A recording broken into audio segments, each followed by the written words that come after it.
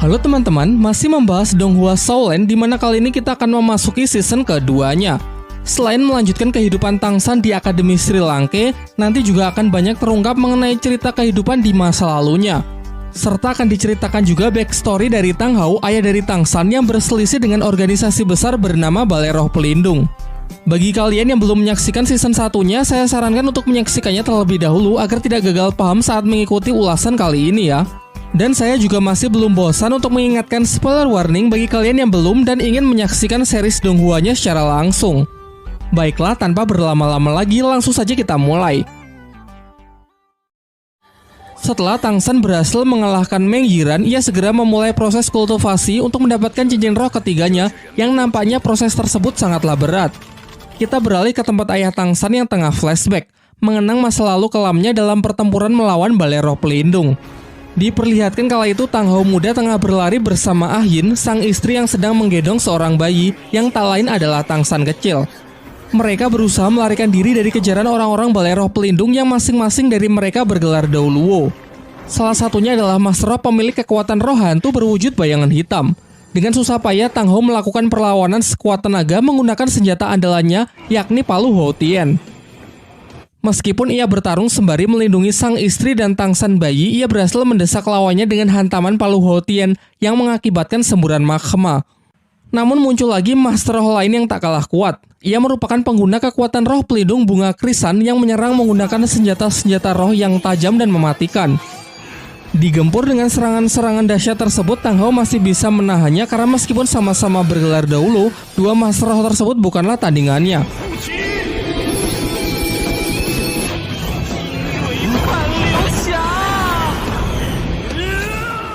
Sayangnya saat mereka kembali melanjutkan pelariannya untuk keluar dari tempat tersebut, datanglah pimpinan dari Balai Roh Pelindung dengan kekuatan yang luar biasa kuat, ia bahkan menyebut dirinya sebagai dewa. Menyadari hal itu, Tang Hao pun segera mendorong Ah Yin pergi terlebih dahulu dengan harapan sang istri dan anaknya bisa terselamatkan terlebih dahulu. Sementara ia berniat mengorbankan dirinya dengan pertarungan sampai mati. Terlihat cahaya keemasan yang menyilaukan dari langit pertanda kemunculan dari sang dewa Balai Roh Pelindung. Mereka pun akhirnya bertarung begitu dahsyatnya sebagai puncak perselisihan mereka.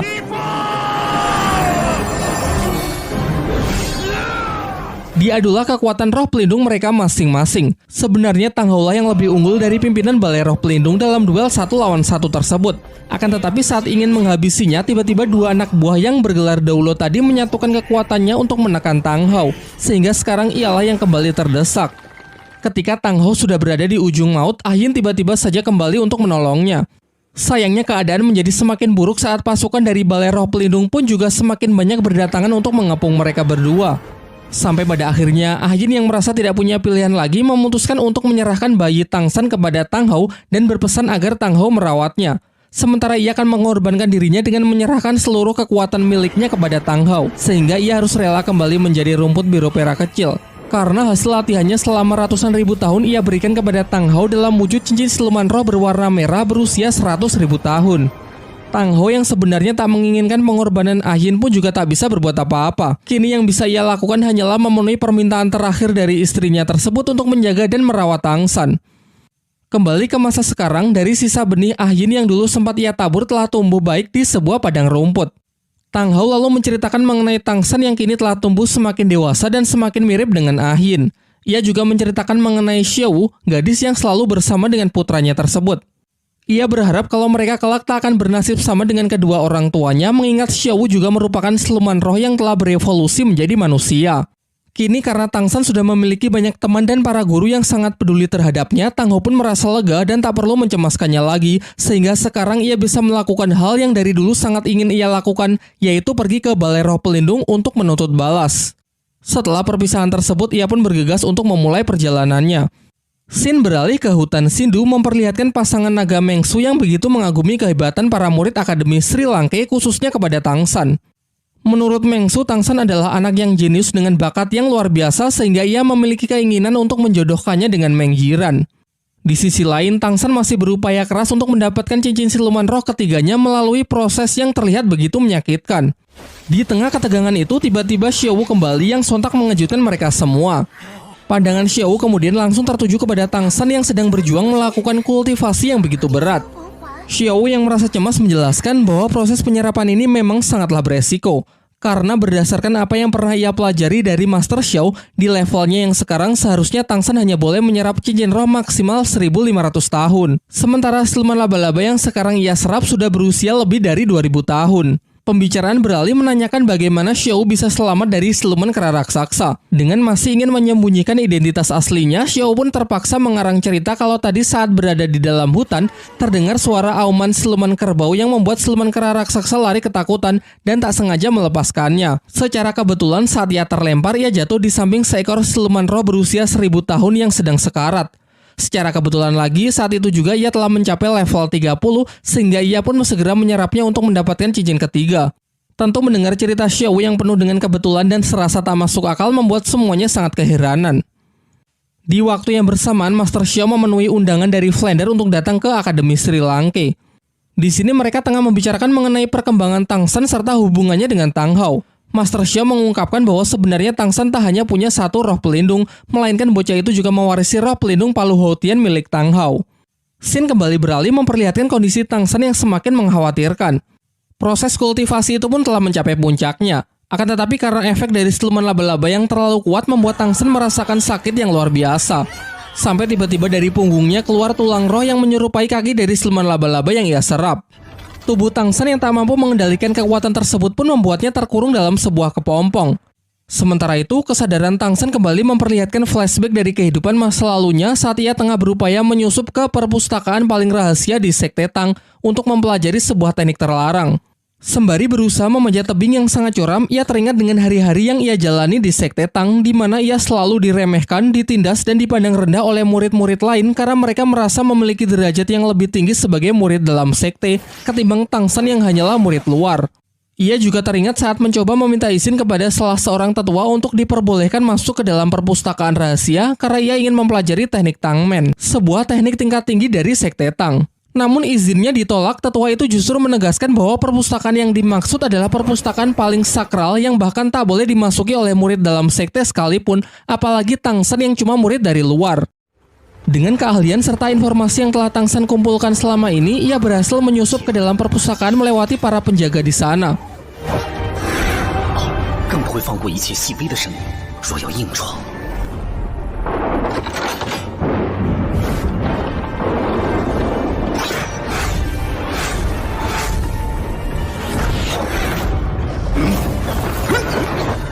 Sampai tibalah ia di lantai ketiga, tempat di mana gulungan teknik rahasia Tangmen disimpan. Saat ia berhasil membuka gulungan tersebut, ternyata keberadaannya sudah diketahui oleh tetua besar Tang Lan yang merupakan pimpinan tertinggi di Sekte Tang sekaligus penjaga dari tempat ini. Tang San yang menyesali perbuatannya menyatakan siap menerima hukuman apapun, bahkan meskipun ia dihukum mati. Namun sang tetua justru menyelamatkannya. Kemudian ia justru menjelaskan mengenai Sekte Tang yang semakin hari semakin lemah. Padahal sekte ini dulu adalah sekte terkuat yang sangat disegani oleh semua orang. Alasannya sudah jelas, karena para generasi baru dalam sekte yang terlalu menyombongkan dirinya dari para murid luar, padahal mereka sama sekali tidak berbakat. Hal ini berakibat pada hilangnya banyak teknik rahasia dari Sekte Tang karena para generasi tersebut tak cukup kuat untuk bisa mempelajarinya. Sehingga ia merasa bahwa kehadiran dari Tang San dengan bakat yang luar biasa mungkin bisa menjadi harapan baginya untuk bisa mengubah Sekte Tang dan membawanya mendapatkan kejayaannya kembali.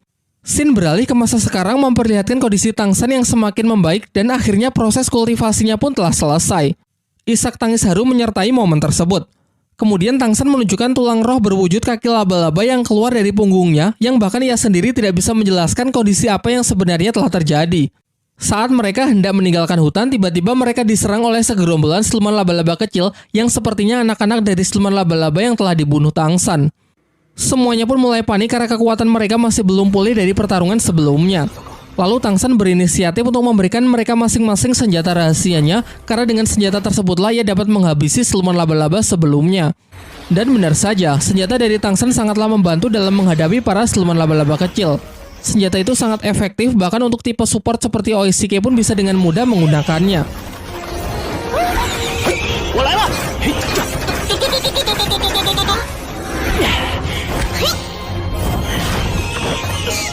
Saat Xiao terdesak dan hampir terkena serangan, dengan sigap Tang San pun datang untuk melindunginya.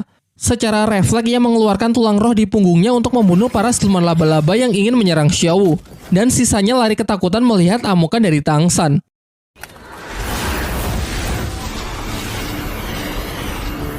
Singkat cerita, mereka semua pun berhasil kembali ke Akademi Sri Lanka.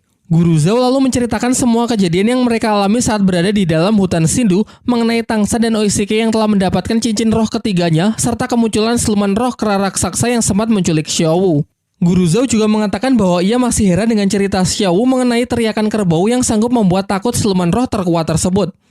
Kemudian masuklah Master Xiao dalam pembicaraan mereka dengan mengatakan mengenai keberadaan dari siluman roh yang jauh lebih kuat dari siluman kera raksasa di hutan Sindhu yang menjadi kaisar sesungguhnya bagi para siluman roh.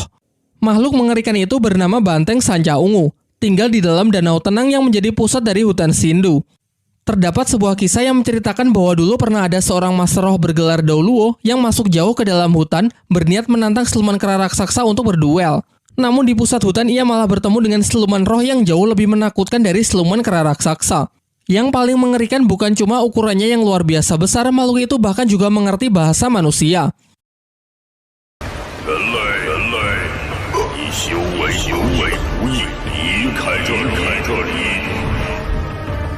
Pembicaraan kemudian beralih membahas mengenai Oishike yang telah mendapatkan cincin ketiga dari siluman ular terbang, serta Tang San yang juga telah mendapatkan cincin roh ketiganya dari siluman laba-laba, meski anak itu masih belum bisa mengendalikannya.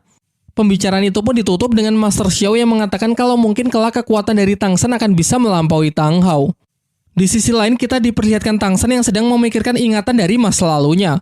Ia seakan bisa berkomunikasi dengan dirinya di masa lalu yang membuatnya bertekad untuk mulai membangun sekte Tang di dunia baru yang ia tinggali saat ini. Keesokan harinya, Flander mengumpulkan semua murid untuk memperkenalkan Master Xiao sebagai guru baru yang akan mengajar di Akademi Sri Lanka. Semuanya pun menyambutnya dengan gembira, khususnya Tang San dan Xiao yang memang lebih dulu mengenalnya. Namun dalam acara tersebut tiba-tiba Tang San berteriak agar semuanya segera menjauh. Dan benar saja, kekuatan dari tulang roh miliknya lepas kendali dan naasnya serangan tersebut mengenai lengan Mang Haojun.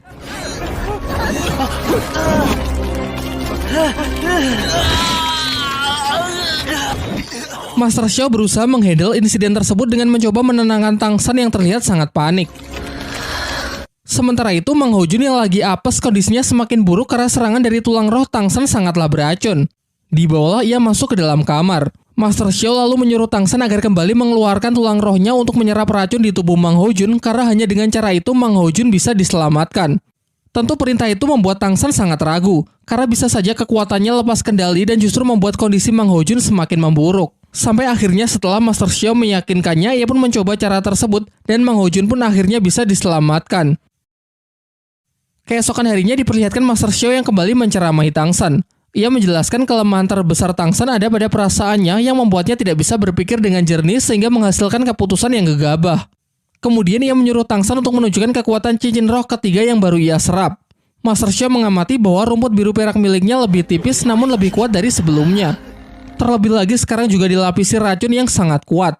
Mungkin fakta bahwa Tang San memang telah bertindak sangat gegabah, tetapi nampaknya hal itu juga menghasilkan sesuatu yang luar biasa. Mengingat cincin dari siluman laba-laba memang sangat cocok untuk roh pelindung rumput biru perak. Kemudian Tang San juga menunjukkan skill ketiganya yang membuat Master Xiao terkejut karena ia bisa mengeluarkan jaring laba-laba. Untuk mewujudkan keinginannya membangun sekte Tang di dunia barunya ini, ia mulai pergi ke kota untuk mencari sumber daya dan bahan-bahan yang diperlukan untuk membuat senjata rahasia. Tibalah ia di sebuah tempat yang dipenuhi para pandai besi yang tengah sibuk bekerja. Ia lalu mencari pandai besi terbaik di sana lalu menunjukkan rancangan senjata yang ia inginkan. Pandai besi yang melihatnya kebingungan karena ia tak pernah melihat rancangan senjata serumit itu. Kepala pandai besi mencoba mengorek informasi dari Tang San dari mana ia mendapatkan rancangan senjata tersebut. Namun Tang San menolak menceritakannya dan mempertegas bahwa ia hanya ingin senjatanya segera dibuat oleh pekerja dan dengan bahan yang terbaik. Singkatnya, Tang San menyadari kalau kepala pandai besi itu juga merupakan seorang master roh. Mereka lalu sepakat untuk pergi ke ruangan atas untuk bicara empat mata. Dalam perjalanannya, ia mengamati para pandai besi yang bekerja di sana sangat terampil dan profesional. Ia juga bertemu dengan si kembar Tiling dan Tihu yang dulu pernah ia kalahkan di arena pertarungan roh. Sesampainya di ruangan, mereka mulai membicarakan mengenai kerjasama yang akan mereka sepakati. Kepala pandai besi kemudian meminta jaminan kepada Tang San. Ia masih belum yakin kalau Tang San adalah seorang master roh. Ia pun meminta Tang San untuk menunjukkan ID card master roh miliknya. Setelah melihatnya, ia sangat terkejut karena di situ tercatat bahwa Tang San sudah berada di level 29, padahal roh pelindungnya hanya rumput biru perak. Tang San lalu menjelaskan bahwa apa yang tertulis di sana adalah perkembangannya setelah lulus dari akademi di kota Naoding. Sementara sekarang ia sudah mencapai level 31 dan baru memperoleh cincin ketiganya. Tak lama setelah itu, si kembar menyusul masuk setelah tahu akan ada proyek baru. Dari sini terungkap bahwa mereka ternyata adalah putra dari si kepala pandai besi. Mereka lalu menceritakan kalau Tang Sanlah orang yang telah menyelamatkan nyawanya di arena pertarungan roh. Kala itu, Xiaowu yang emosi ingin menghabisi mereka, namun beruntung Tang San berhasil menghentikannya. Setelah mendengar cerita tersebut, tanpa pikir panjang ia pun menyepakati perjanjiannya dengan Tang San, mengingat Tang San telah berjasa untuk kedua putranya. Di sore harinya terlihat Tang San yang sedang menyendiri di sebuah tebing, tengah memikirkan sekte Tang yang akan ia bangun di dunia barunya ini. Tak lama setelah itu, Xiaowu datang menghampirinya dan bertanya tentang apa yang sedang dipikirkan oleh Tang San. Namun Tang San berbohong dengan mengatakan kalau ia sedang memikirkan ayahnya dan juga Xiaowu. Sayangnya ketika baru mulai adegan romantis, tiba-tiba mereka dipanggil oleh teman-temannya. Keesokan paginya dimulailah latihan para murid Akademi Sri Lanka di bawah bimbingan langsung dari Master Xiao. Ia memerintahkan Dai Mumbai untuk maju, kemudian menjelaskan kalau Dai Mumbai harus bisa mengalahkan satu persatu murid Akademi Sri Lanka, mengingat di antara yang lain Dai Mumbai lah yang secara teori paling kuat karena telah mencapai level 37. Yang akan menjadi lawan pertamanya adalah Tang San. Namun Master Xiao melarang Tang San untuk menggunakan kekuatan cincin roh ketiga dan senjata rahasianya. Hal ini membuat Dai Mumbai protes. Menurutnya tidak akan adil karena Tang San memiliki level lebih rendah darinya. Selain itu akan percuma latihan bertarung jika harus membatasi kekuatan. Akhirnya Master Xiao pun membatalkan aturannya sehingga mereka bebas menggunakan apapun kemampuan mereka. Setelah mendapatkan aba-aba dari Master Xiao, pertarungan pun dimulai. Seperti biasa, Tang San melancarkan serangannya terlebih dahulu menggunakan rumput biru peraknya. Berkat cincin roh dari siluman laba-laba, kini tali akarnya menjadi lebih tipis namun menjadi jauh lebih kuat. Sebagai tipe crowd control, Tang San jelas tahu bahwa ia tak akan bisa menang jika berhadapan langsung dengan tipe fighter seperti Dai Mumbai. Oleh karena itu, ia stay menjaga jarak dan terus mencoba mengendalikan jalannya pertarungan. Kesalahan fatal dari Dai Mumbai adalah terlalu meremehkan musuhnya. Sampai Tang San akhirnya memiliki kesempatan untuk mengaktifkan skill ketiganya, yaitu tali akar jaring laba-laba. Dan kali ini Dai Mumbai tak lagi bisa sembarangan memotong karena selain kuat, jaring tersebut juga mengandung racun yang sangat mematikan. Dengan ini pertarungan mereka pun berakhir dengan Tang San yang keluar sebagai pemenangnya. Setelah Tang San menyerap kembali racun yang sempat mengenai Dai Mumbai, pertarungan selanjutnya segera dimulai antara dirinya melawan Mang Hojun dan Oishike.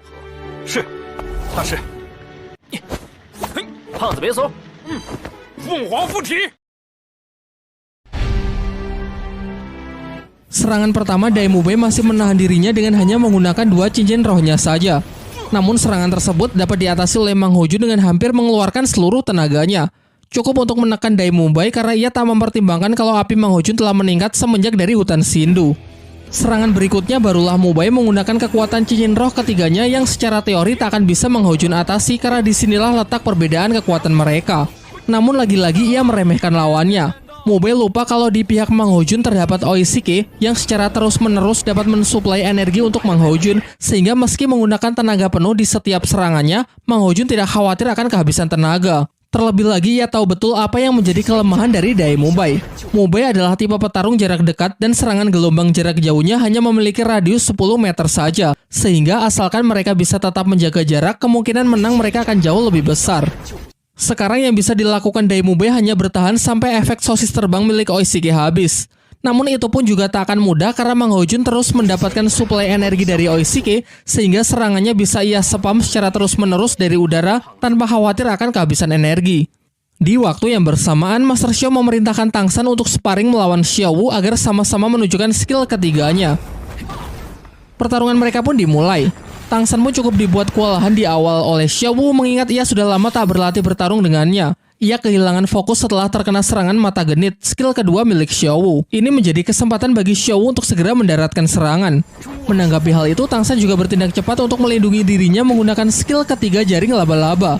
Namun penghalang itu dapat dengan mudah Xiaowu terobos karena skill ketiganya ternyata adalah teleportasi. Ketika Xiaowu sudah hampir menang, Tang San menggunakan jaring laba-labanya secara tiba-tiba yang membuat keduanya jatuh dengan posisi sama-sama terikat. Pada waktu itu juga Master Xiao segera menghentikan pertarungan dari para muridnya tersebut. Semuanya kemudian dikumpulkan untuk mendengarkan penjelasannya mengenai kesalahan-kesalahan yang mereka lakukan. Dai Mubei sempat protes. Menurutnya pertarungan tersebut tidak adil karena dirinya yang sudah kehabisan energi saat melawan Tang San harus berhadapan dengan Mang Hojun dan Oishike yang dalam kondisi prima. Namun Master Xiao mengingatkan bahwa di pertempuran yang sesungguhnya musuh tak akan menunggu sampai ia memulihkan dirinya.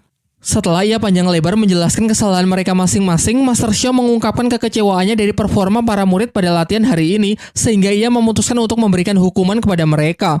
Hukuman tersebut mengharuskan mereka untuk berlari memutari kota sebanyak 10 kali sambil membawa tas keranjang berisi batu tanpa ada yang boleh menggunakan kekuatan roh. Ia kemudian menegaskan bahwa mereka kini adalah sebuah tim, jadi sebelum semuanya selesai maka tak ada yang boleh makan.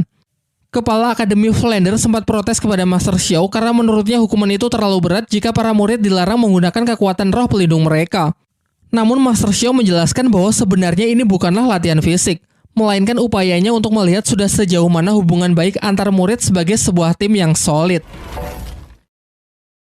Di tengah-tengah hukuman, Tang San mengajak Dai Mubei untuk mengurangi beban teman-teman yang lain karena secara fisik mereka berdua lah yang paling kuat. Mengingat mereka kini adalah satu tim yang harus menguatkan satu sama lain. Lumayan cukup jauh berjalan, mereka bertemu dengan 3 murid Akademi Changhui yang dulu pernah berselisih dengan mereka. Di sini para murid Akademi Changhui tersebut ingin balas dendam atas perbuatan mereka dulu. Dihajarlah Mang Hojun yang sudah tak berdaya karena sudah sangat kelelahan. Menyaksikan hal itu, Tang San pun langsung bertindak dan dengan mudah bisa menghajar mereka semua.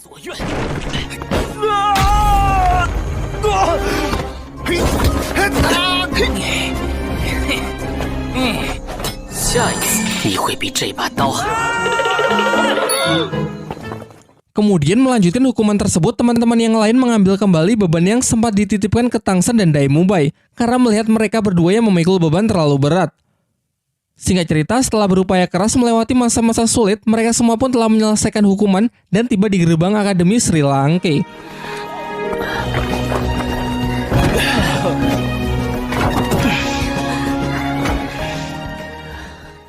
Malam harinya mereka semua pun beristirahat. Hari demi hari mereka jalani berlatih di bawah bimbingan dari Master Xiao sampai tak terasa 3 bulan pun telah berlalu. Pada suatu pagi, Tang San melihat sebuah kotak di kamarnya yang ternyata berisi senjata rahasia yang dulu pernah ia pesan dari bos pandai besi. Terlihat ia sangat puas dan mengagumi senjata tersebut karena dibuat begitu sempurna hanya dalam waktu 3 bulan. Ia lalu mulai berpikir untuk memperbanyak benda tersebut untuk ia bagikan ke semuanya.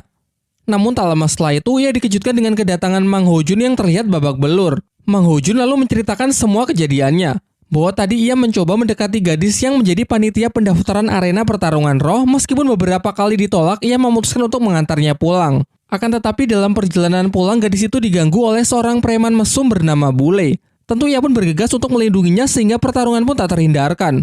Sayangnya Mang Hojun bukanlah tandingan dari Bule, karena si preman mesum tersebut ternyata adalah seorang master roh yang telah mencapai level 40 dan memiliki 4 cincin roh dengan kekuatan bayangan kegelapan. Perbedaan kekuatan tersebut membuatnya dihajar habis-habisan sampai babak belur. Banyak yang mengatakan kalau Bule memang merupakan penjahat mesum yang meresahkan karena sering menggoda, melecehkan, bahkan memperkaos gadis-gadis di kota. Dengan statusnya sebagai master roh level 40 membuat ia banyak ditakuti oleh warga kota. Setelah mendengar cerita Mang Hojun membuat Dai Mubei sangat emosi karena menurutnya orang-orang seperti inilah yang sangat merusak reputasi dari seorang master roh. Tang San yang sepakat menginisiasi agar Akademi Sri Lanka mengambil tindakan untuk memberinya pelajaran. Namun dalam masalah ini mereka berempat memutuskan untuk bertindak sendiri tanpa melibatkan Akademi Sri Lanka. Mereka pun mengendap-endap keluar asrama. Xiao yang mengetahui pergerakan mereka menawarkan dirinya untuk ikut membantu. Meski awalnya ditolak karena kasus ini dinilai sangat berbahaya, ia tetap memaksa ikut setelah meyakinkan Tang San bahwa ia ingin mewakili para gadis untuk memberi pelajaran preman mesum. Berangkatlah mereka berlima ke kota untuk mencari Bule. Dalam perjalanan, Mang Hojun menjelaskan mengenai ciri-ciri Bule. Seorang pria tinggi, pakaiannya dominan hitam, serta memiliki kekuatan roh pelindung berwujud 2 cakar bayangan dan sayap di punggungnya. Lalu mereka pun memulai pencarian. Sayangnya setelah cukup lama mencari, mereka sama sekali tak menemukan jejaknya. Oleh karena itu, Xiao mengusulkan sebuah ide untuk menjadikan dirinya sebagai umpan guna memancing Bule supaya keluar, mengingat orang itu sangat mesum dan menyukai gadis-gadis cantik. Rencana tersebut pun mereka jalankan. Xiao berpura-pura berjalan sendiri sementara keempat temannya mengawasi dari jauh. Dan benar saja, tak lama setelah itu Bule muncul dan berniat untuk menangkap Xiao. Sejauh ini Xiao masih memerankan dirinya sebagai gadis polos untuk melihat tindakan dari Bule. Ia lalu mencoba memancing Bule agar mengantarnya ke toko permen di dekat sini. Tentu dengan senang hati Bule pun bersedia menemaninya. Namun ia justru mengarahkan Xiao ke tempat gelap dan sepi untuk bisa melancarkan aksi mesumnya. Ketika melihat gerak-gerik bule yang mulai macam-macam, dari sinilah Xiao mulai bertindak untuk memberinya pelajaran.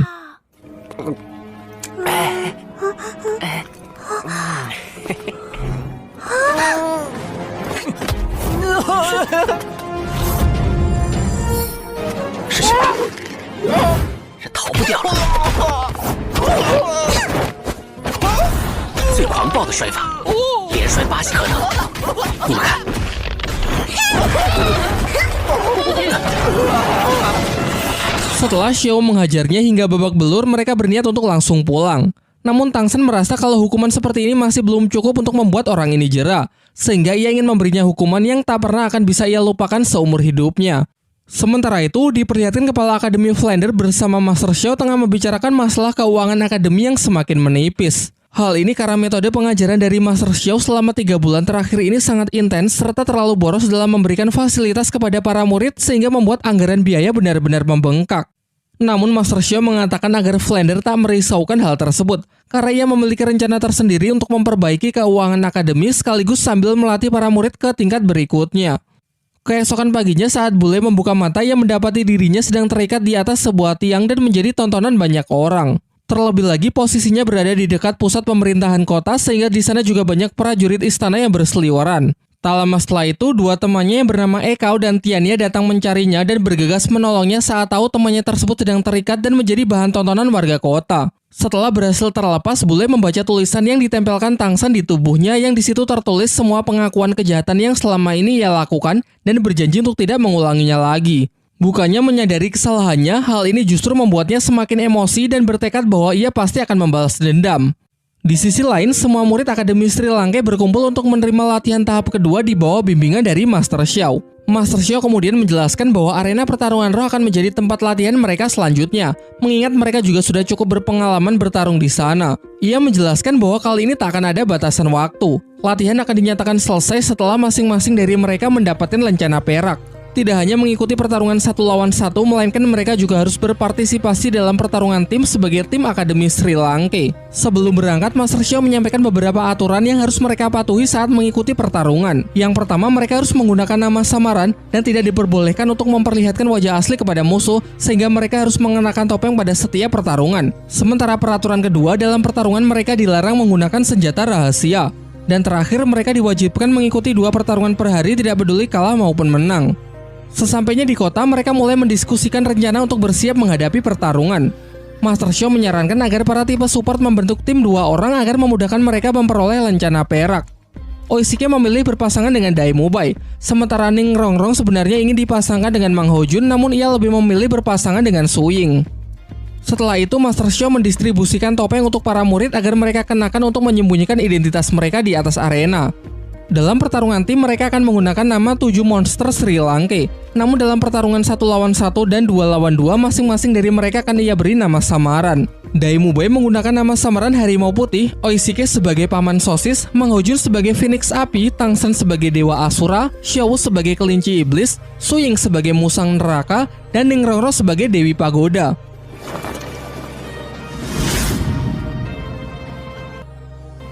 Singkat cerita, dengan masing-masing skin barunya, para murid Akademi Sri Lanka pun memasuki arena pertarungan. Pertarungan pertama dimulai oleh pasangan Tang Shen dan Xiao melawan tim tikus dan kucing. Tercatat tim yang menjadi lawannya ini telah menang sebanyak 5 kali berturut-turut, sehingga tidak heran kalau semua penonton berekspektasi tinggi kalau tim Tang Shen akan dibuat babak belur.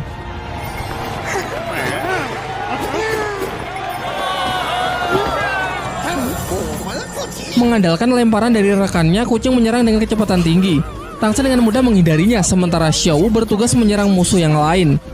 Giliran Tang Shen menggunakan tali akarnya, ia bisa mengikat Master Roh Kucing untuk mengatasi kecepatannya. Akan tetapi rekan tikusnya bergegas datang dan langsung memotong tali tersebut. Merasa tidak punya pilihan lagi, tim kucing dan tikus menggunakan jurus andalan mereka, yakni jurus kombinasi tornado darah. Dengan memanfaatkan putaran berkecepatan super dari si tikus, terbentuklah pusaran angin yang dipertajam dengan cakar kucing dari rekannya. Sebuah teknik yang bisa digunakan menyerang sekaligus bertahan di waktu yang bersamaan. Menanggapi serangan itu, Tang Shen pun menggunakan skill keduanya, yaitu tali akar parasit, sebuah teknik di mana ia mampu menumbuhkan tali akarnya di permukaan kulit target, kemudian melilitnya dengan kuat.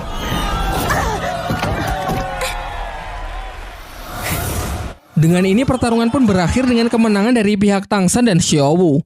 Setelah itu giliran teman-teman Tangsan yang maju untuk bertarung dan mereka semua bisa memenangkannya. Meskipun sayangnya kita tidak diperlihatkan scene pertarungan tersebut. Beberapa lama setelah itu pertarungan berikutnya adalah pertarungan tim yang melibatkan seluruh siswa Akademi Sri Lanka. Dalam briefingnya Master Xiao menjelaskan mengenai pentingnya kerjasama tim demi memenangkan pertarungan kali ini. Mengingat lawan mereka yang pastinya akan jauh lebih kuat dibandingkan saat mereka bertarung secara individu.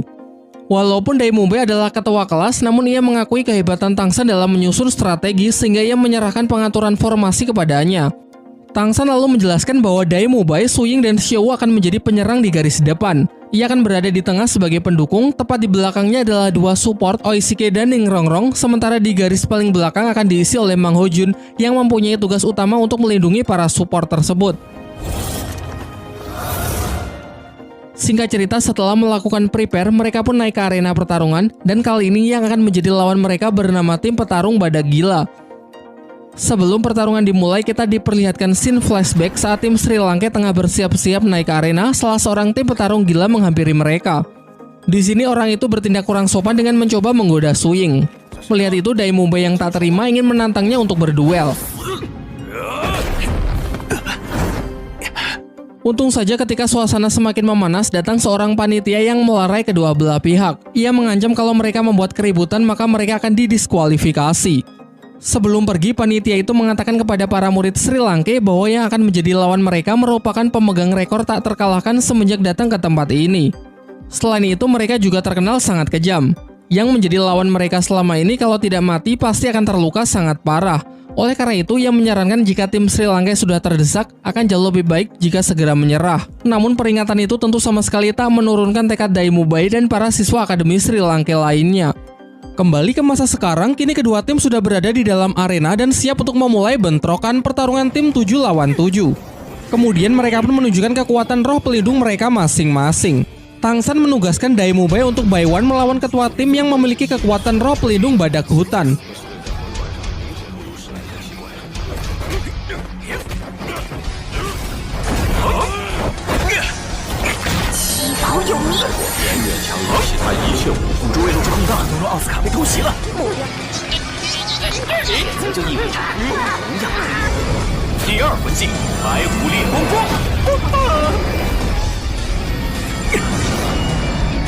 Dengan skill ketiganya, jaring laba-laba Tangsan berhasil menjerat ketua tim petarung gila. Dan sejauh ini pihak Tangsan lah yang sangat mendominasi pertarungan tersebut. Akan tetapi pada langkah berikutnya Tangsan salah perhitungan, ia mengabaikan peringatan dari Master Xiao untuk menghabisi tipe support dari pihak lawan yang memiliki kekuatan roh pelindung cakram harapan. Setelah orang tersebut berhasil menyelesaikan persiapan tekniknya, kini masing-masing dari anggota tim petarung badak gila mendapatkan buff kekuatan dan kecepatan secara signifikan. Terlebih lagi skill itu memiliki pasif untuk menghilangkan rasa sakit, sehingga pihaknya bisa terus bertarung secara membabi buta. Dengan ini keadaan pun berbalik 180 derajat. Merasa pihaknya semakin terdesak, Tangsan pun menginisiasi untuk memanfaatkan sosis terbang Oishike guna menghindari kegilaan dari lawannya.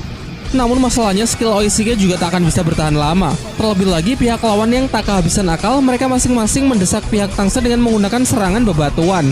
Kondisi semakin diperparah dengan Ning Rongrong yang terkena jeratan jaring laba-laba dari si musuh wanita. Beruntung saat akan menghantam pilar, Oishike datang untuk melindunginya. Karena durasi sosis terbang hampir mencapai batasnya, Tangsan meminta Oishike untuk membuatkannya lagi. Sayangnya sekarang kekuatan Oishike sudah terkuras habis sehingga ia hanya bisa membuat satu sosis lagi. Tangsan berencana memakan sosis terakhir tersebut, sementara teman-temannya ia perintahkan untuk keluar dari arena karena ia ingin menyelesaikan pertempuran seorang diri. Teman-temannya pun menurutinya untuk keluar arena dan mempercayakan semuanya kepada Tangsan. Menurut pengamatan Tangsan, ia menyadari kalau semua musuh yang mendapatkan buff memasuki mode setan yang artinya meski kekuatannya meningkat drastis, namun perlahan kesadaran mereka mulai menghilang. Sehingga target utama Tangsan adalah untuk mengalahkan si wanita laba-laba yang menjadi satu-satunya anggota tim yang terjaga.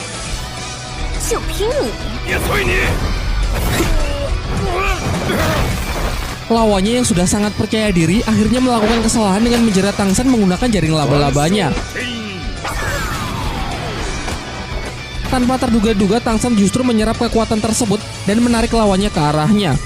Diikuti dengan kekuatan rumput biru peraknya yang menangkap satu persatu musuhnya lalu melemparkannya keluar arena, sehingga dengan ini tim Akademi Sri Lanka yang dinyatakan sebagai pemenangnya.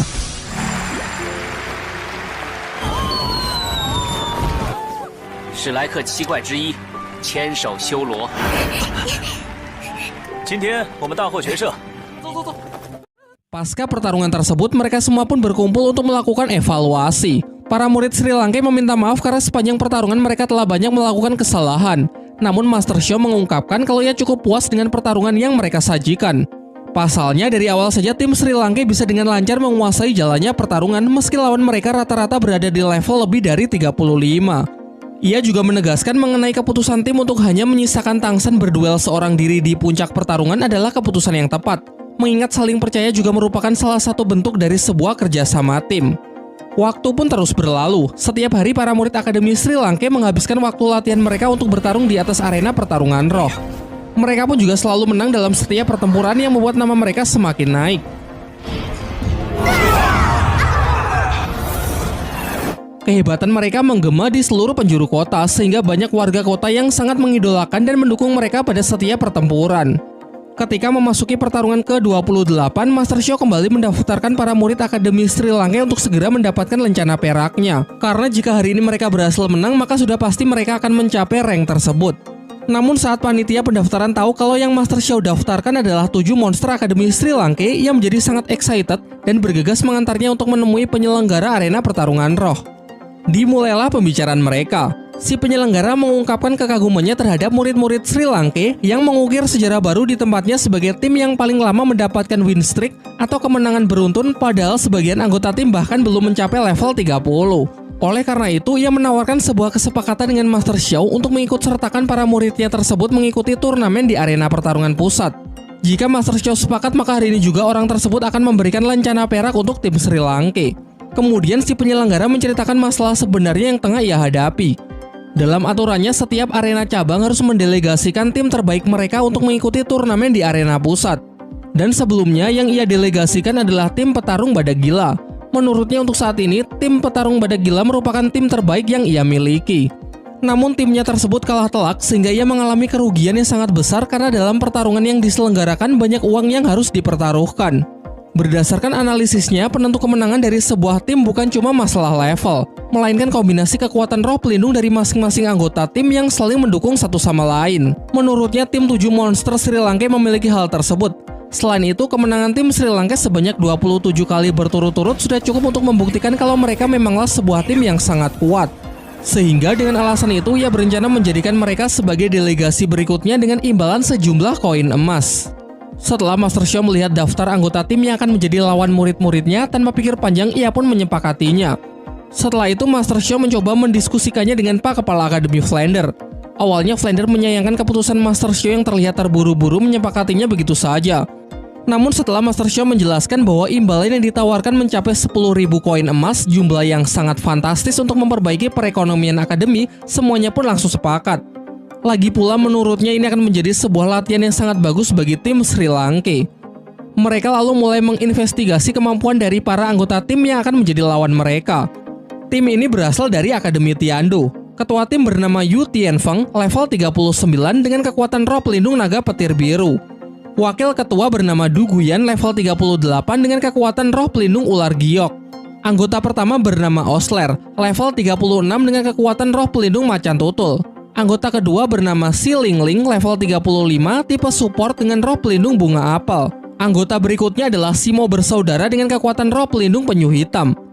Sementara anggota terakhir bernama Yu Feng, kekuatan roh pelindung siulan burung angin dengan level 36.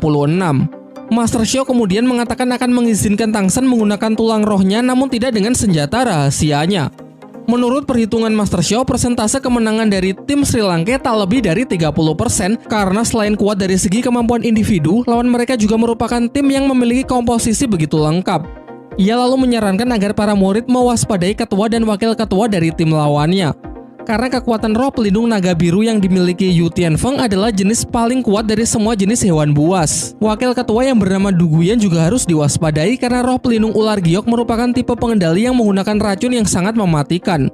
Dalam sejarah dunia dahulu, hanya satu orang Master Roh yang memiliki pengendali racun terkuat yang bisa jadi Du Guyan adalah keturunannya, mengingat sama-sama memiliki roh pelindung ular giok. Ning Rongrong kemudian mengungkapkan mengenai Si Lingling, tipe support yang memiliki teknik healing area memiliki kekuatan penyembuh yang sangat menakjubkan. Sehingga dengan komposisi tim yang nyaris sempurna, nampaknya ia ragu kalau Sri Lanka punya kesempatan. Namun Tangsan masih yakin kalau Sri Lanka bisa menang. Di sisi lain, anak-anak Akademi Tiandu juga tengah membahas tim yang akan menjadi lawan mereka berikutnya. Namun mereka sangat percaya diri mau siapapun lawannya pasti dengan mudah bisa mereka kalahkan. Tak lama setelah itu datang guru mereka yang justru mengatakan kalau musuh kali ini tidak akan bisa dianggap enteng karena mungkin memiliki kekuatan yang sepadan dengan mereka. Tim tersebut bernama 7 Monster Sri Lanka dengan kemenangan 27 berturut-turut dan baru saja mendapatkan lencana perak. Sebelum pergi, sang guru berpesan jika tim Tiandu berhasil menang, ia melarang keras untuk menyakiti serius murid-murid Sri Lanka. Termasuk jika nanti mereka sampai terkena racun Duguyan, maka setelah pertarungan Duguyan harus memberikan penawarnya. Ia menambahkan akan memberitahukan alasannya nanti setelah pertarungan.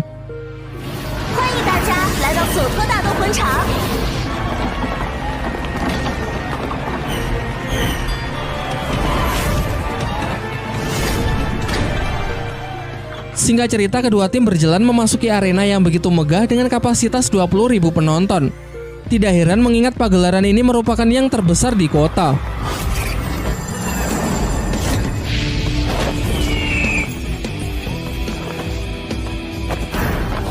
Kemudian mulailah mereka saling menunjukkan kekuatan roh pelindungnya masing-masing. Tim Sri Lanka melakukannya secara bergantian sekaligus untuk membentuk dan merapatkan formasi mereka. Begitu pula dengan tim Akademi Tiandu. Tentu yang menjadi sorotan utama adalah sang ketua yang bernama Yu Tianfeng, pemilik kekuatan roh pelindung istimewa, yakni naga petir biru. Seperti yang sudah dijelaskan sebelumnya, tim ini memiliki komposisi yang sangat lengkap. Mereka punya serangan terkuat, pergerakan tercepat, pertahanan sempurna, serta tipe support terbaik.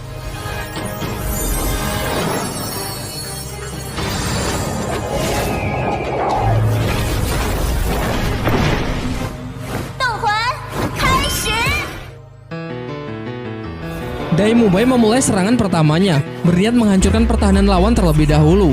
Sayangnya ia tak cukup kuat untuk bisa menembusnya. Kemudian Tianfeng langsung memanfaatkan kesempatan ini untuk menjatuhkan Dai Mubai menggunakan skill pertamanya, yaitu serangan cakar petir. Kilatan dari tekniknya tersebut bahkan dapat menyilaukan seluruh arena. Beruntung Tangsan bertindak cepat untuk menarik jauh Dai Mubai sehingga ia terhindar dari serangan fatal tersebut. Giliran divisi penyerang dari tim Sri Lanka yang maju untuk melancarkan serangan guna mengobrak-ngabrik formasi lawan. Sementara Tangsan sejauh ini masih mengambil peran sebagai pendukung dari jarak jauh. Bahkan teknik yang Tangsan gunakan cukup untuk membuat Tianfeng terpukau karena Tangsan bisa dengan mudah mengendalikan rumput biru perak seolah-olah sudah menjadi tangan dan kakinya. Terlebih lagi ia sanggup menggunakannya untuk mengendalikan beberapa anggota tim dalam waktu yang bersamaan. Kali ini Yu Tianfeng lah yang telah salah perhitungan. Dengan tindakannya yang terlalu gegabah menyerang Tangsan justru membuatnya masuk ke dalam perangkap tim Sri Lanka. Sekilas kita juga diperlihatkan flashback saat Tangsan memimpin diskusi pembahasan rencana pertarungan bersama timnya. Ia berpikir kalau nyawa dari tim musuh berada di ketuanya. Karena kekuatannya yang sangat spesial tentu membuat Tianfeng akan sangat percaya diri sehingga hal ini bisa dimanfaatkan Tangsan untuk memberinya perangkap. Di luar arena, Master Xiao juga sangat mengagumi keahlian Tangsan dalam menyusun strategi. Menjadikan Dai Mubai sebagai umpan, kemudian menggunakan rumput biru peraknya untuk menyelamatkannya. Namun tujuan sebenarnya adalah untuk menarik perhatian Tianfeng agar menyerang Tangsan dan memasukkannya dalam jebakan. Dengan ini sedari awal pihak Sri Lanka lah yang menguasai jalannya pertarungan. Di dalam jebakan tersebut, tim Sri Lanka terus menggempurnya dengan serangan Phoenix dari Mang Houjun. Sedangkan Tangsan berusaha mencari kesempatan untuk mengikatnya. Sementara anggota tim Tiandu yang lain hanya bisa membantu doa karena terhalang dinding api yang dibuat oleh Mang Houjun. Ketika Tianfeng mencoba mengerahkan seluruh tenaganya untuk melepaskan diri, di sisi lain Dai Mubai sudah bersiap dengan serangan gelombang harimau penghancurnya.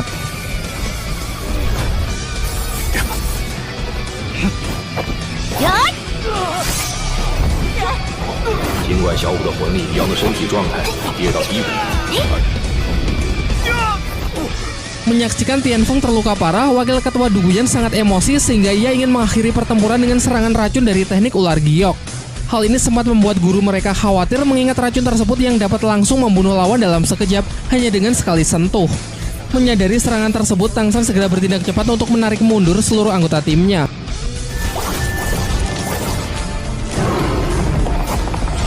Terlihat ia masih cukup tenang untuk membaca situasi. Semuanya pun dibuat sangat tercengang kala Tangsan memiliki cara untuk mengatasi racun ular giok milik Duguyan dengan penetral racun yang telah ia persiapkan.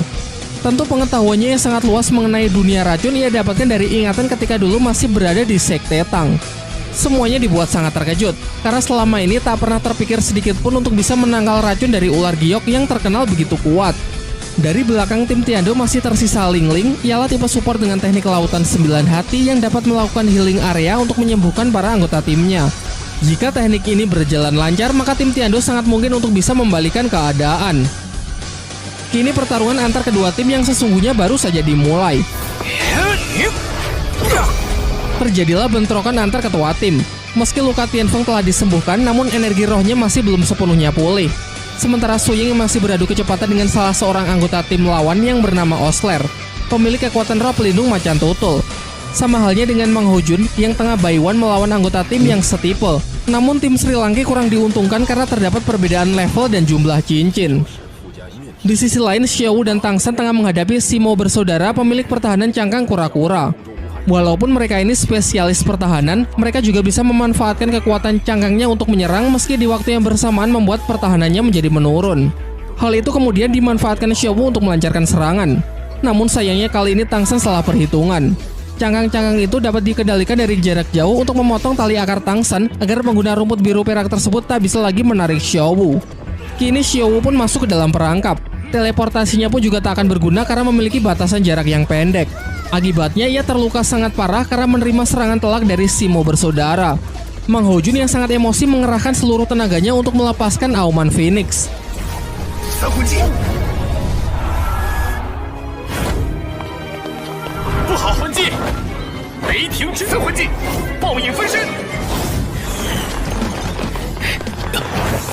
Begitu pula Su Ying dan Dai Mubai menggunakan teknik gabungan roh harimau putih neraka.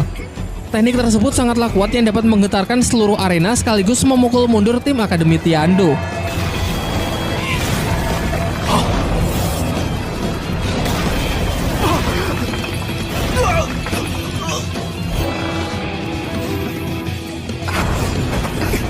Setelah kehebohan itu, diperlihatkan Simo bersaudara yang akan segera menerima amukan dari sang pangeran rumput biru perak. Tang San pun tak akan menahan dirinya lagi. Dengan penuh emosi, ia mengeluarkan tulang roh laba-labanya untuk pertama kalinya di atas arena. Di waktu yang bersamaan, Tang San menggunakan skill ketiga jaring laba-laba untuk menjatuhkan lawan pengguna teknik roh angin. Selanjutnya, ia memancing Simo bersaudara untuk melancarkan serangan terkuatnya, yang kemudian justru ia arahkan agar serangan tersebut mengenai sang ketua tim.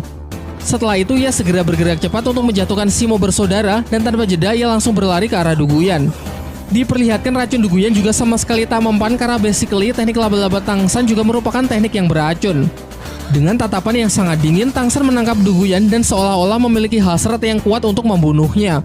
Melihat hal itu, Tianfeng menyuruh Tang San untuk melepaskannya, kemudian menyatakan kalau timnya sudah menyerah. Emosi Tang San perlahan mulai surut setelah mengingat ucapan dari Master Xiao. Ia lalu bergegas menyerap kembali racunnya sebelum menuju jantung target dan membunuhnya. Terakhir, ia meminta Ling Ling, anggota tim lawan yang memiliki teknik healing, agar juga menyembuhkan Xiao yang tengah terluka.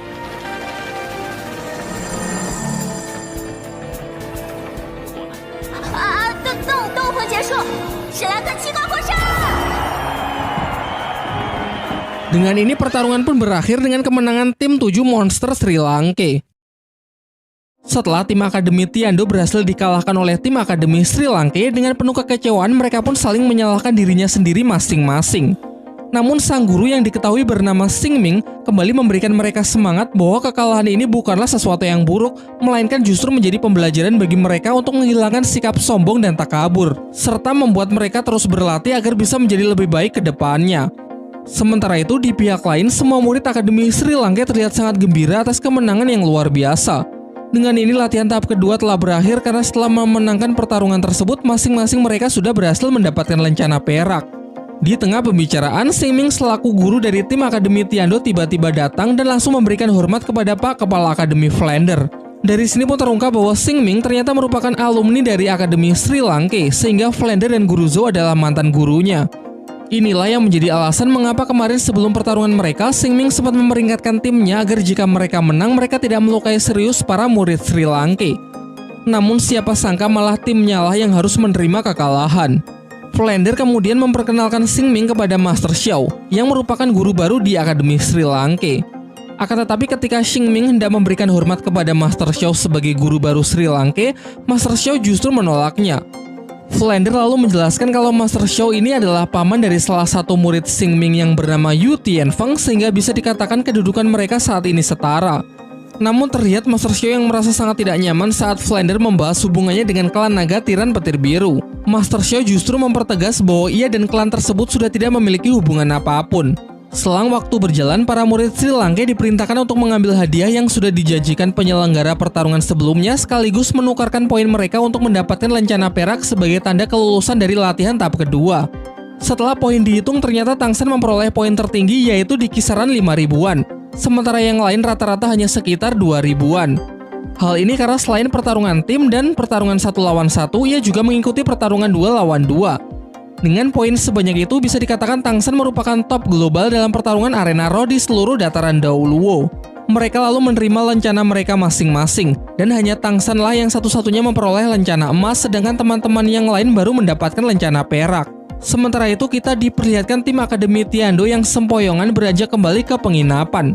Tiba-tiba di tengah perjalanan mereka dihadang oleh Master Xiao yang mengatakan ingin mengajak Yu Tianfeng bicara empat mata, sehingga Yu Tianfeng menyuruh teman-temannya untuk pergi terlebih dahulu.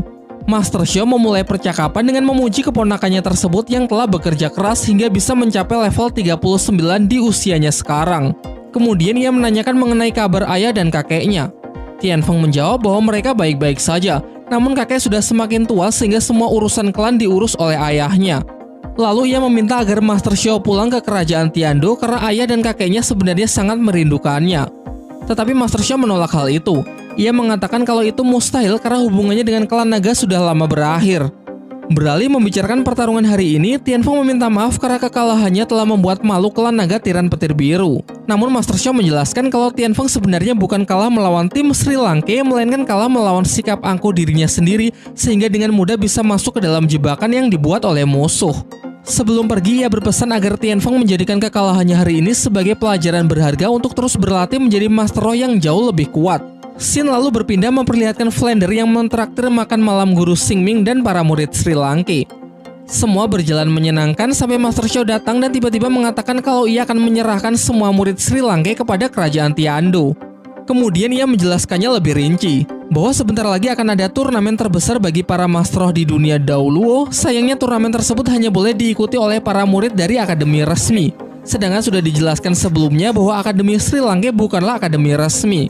Sehingga menurutnya akan jauh lebih baik jika para murid Sri Lanka bisa mengikuti turnamen tersebut di bawah naungan Akademi Tiando, mengingat Akademi Tiando memiliki 2 kuota untuk bisa berpartisipasi. Hal ini dirasa akan cukup menguntungkan kedua belah pihak karena para murid Sri Lanka akan punya kesempatan untuk mengembangkan potensi mereka, sementara kerajaan Tiando juga akan diuntungkan dengan nama baik yang akan dibawa oleh para murid Sri Lanka. Keputusannya tersebut sempat mendapatkan tantangan dari Flander selaku Akademi Sri Lanka. Ia masih tidak rela kalau kerja kerasnya selama 20 tahun membangun akademi diserahkan kepada kerajaan Tiando begitu saja. Namun setelah Master Xiao meyakinkannya kalau ini semua demi kebaikan para murid Akademi Sri Lanka, sehingga Flander sudah tidak bisa berkata apa-apa lagi. Melanjutkan kesepakatannya, Master Xiao lalu menyampaikan beberapa syarat yang harus dipenuhi oleh pihak Akademi Tiando. Yang pertama, Akademi Tiando harus menerima seluruh guru dari Akademi Sri Lanka, dan semua latihan mereka hanya akan dilakukan oleh guru-guru dari Sri Lanka tersebut tanpa melibatkan pihak dari Akademi Tiando. Di sini Flander yang nampaknya masih berat hati melepaskan para murid Sri Lanka memilih untuk keluar ruangan dan menyerahkan semua urusan tersebut kepada Master Xiao dan Guru Zhao. Mang Hojun kemudian menyusul untuk menemani dan sedikit menenangkannya. Ia mengibaratkan bahwa ini hanya akan seperti meminjam ayam untuk menetaskan telur. Singkat cerita, mereka semua akhirnya kembali pulang ke Akademi Sri Lanka.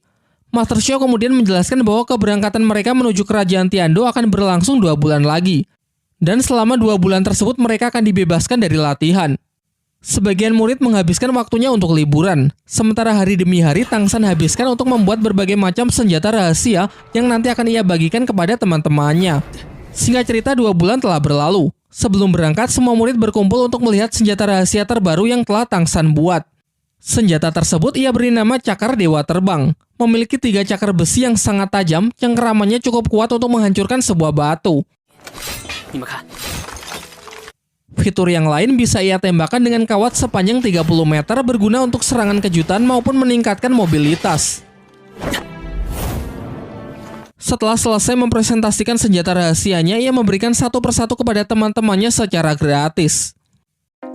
Dirasa semua persiapan telah siap, mereka semua pun berangkat menuju kerajaan Tiando dengan menggunakan sosis terbang dari Oishike. Perjalanan mereka berlangsung selama beberapa hari sehingga juga sempat singgah di sebuah penginapan. Sampai suatu ketika saat kembali melanjutkan perjalanan, tibalah mereka di sebuah kota yang bernama Kota Sylphus. Sebuah tempat yang terlihat sangat barbar di mana banyak terjadi penindasan, penjarahan, dan banyak tindakan kriminal lainnya.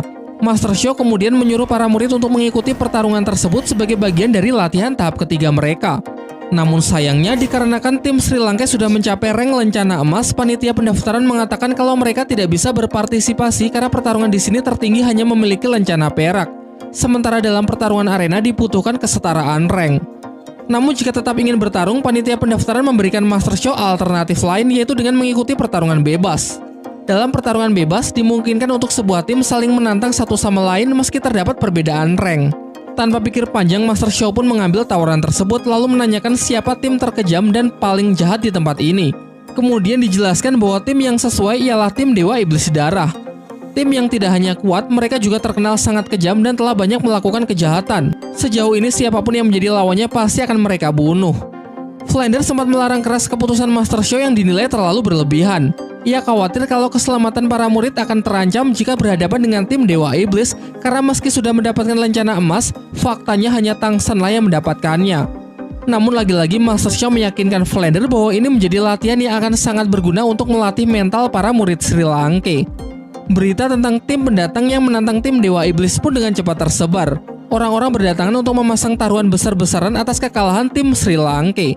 Sementara Flander adalah satu-satunya orang yang bertaruh jika tim Sri Lanka akan menang, sehingga jelas hal itu menjadi bahan tertawaan semua orang. Sampai datang seorang pembisnis kaya yang juga mendukung Sri Lanka setelah melihat pertarungan mereka di arena Raw sebelumnya mengalahkan tim dari kerajaan Tiando. Sementara itu, Master Shou memberikan briefing kepada para muridnya sebelum mereka masuk ke dalam arena. Di pertarungan kali ini, ia mengizinkan para murid untuk menggunakan senjata rahasia dari Tang Shen.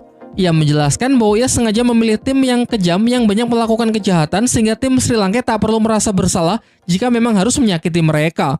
Ia juga berpesan agar tidak menunjukkan belas kasihan, karena jika kalian sampai terdesak, maka kalian dipastikan akan mati. Singkat cerita, kedua tim telah memasuki arena. Dari teriakan para penonton terdengar bahwa tim Sri Lanka pasti akan mati mengenaskan. Hal ini membuat Flander semakin cemas, namun berbeda dengan Master Shou yang nampak begitu tenang dan sangat yakin kalau pihak Tang Shenlah yang pasti akan menang.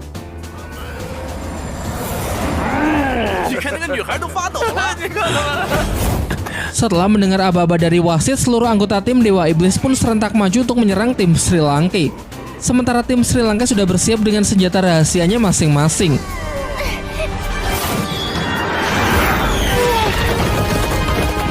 Pertarungan pun berakhir dalam sekejap dengan kemenangan dari tim 7 monster Sri Lanka.